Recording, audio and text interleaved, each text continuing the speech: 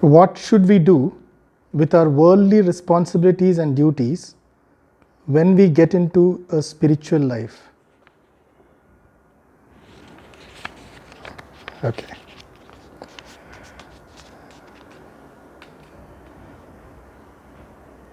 When you get into a spiritual life, many people think that the worldly responsibilities and duties has to be forsaken for you to get into that.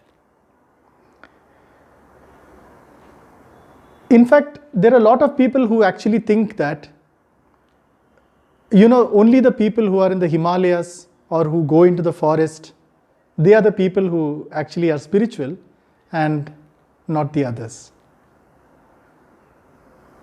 But spiritual life is no way different when you're living in the materialistic world.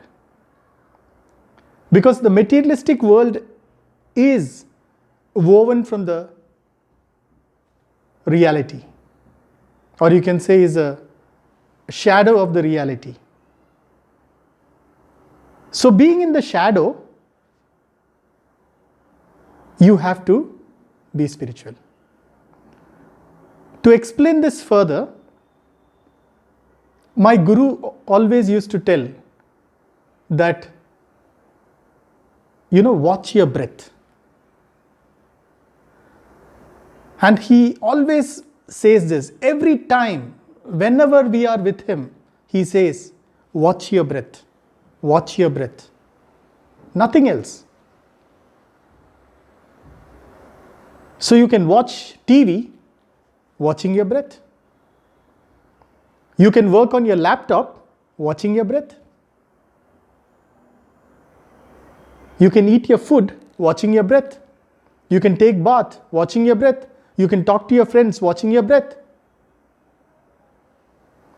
So everything can be done. Everything can be done just by watching the breath. And that itself will lead you to the spiritual aspect. It is about being more aware. In one of my previous talks, I had mentioned that basically you are nothing but awareness. And if you are nothing but awareness, it is only about just being aware. You can do any duties and responsibilities just being aware. And while you're doing your duties and responsibilities, if you are aware, you are spiritual. So how do I do my duties and responsibilities if I'm taking a spiritual path? They're not different. They're not different at all. You continue to do your duties and responsibilities. And while you're doing it, be aware. And how can you be aware? As my Guruji said, you can watch your breath. And by being aware, you can be spiritual while you're doing your duties. In fact, I want to tell you something which I just feel that it is very much connected with this. In the ashrams in India, if somebody wants to renounce their life, if somebody wants to go and join the ashram or go into sannyas, many of the ashrams ask that they get a letter from their family. If you're not married, from your parents.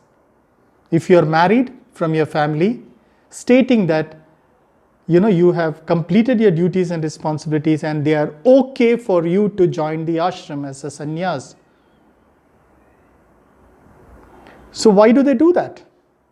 Because the duties and responsibilities are as important as that of joining the ashram. And even if you go and join the ashram, they're going to give you a set of duties and responsibilities. This is another thing which many of the people are surprised with. Many have spoken about this, saying that I have come here to meditate. And instead, they have asked me to clean the garden. They have asked me to broom. They have asked me to wash the utensils. So what have I come here for? But it is a part and parcel of your spiritual life. So,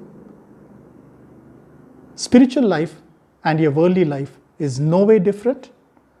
You can be completely spiritual, discharging your duties and responsibilities.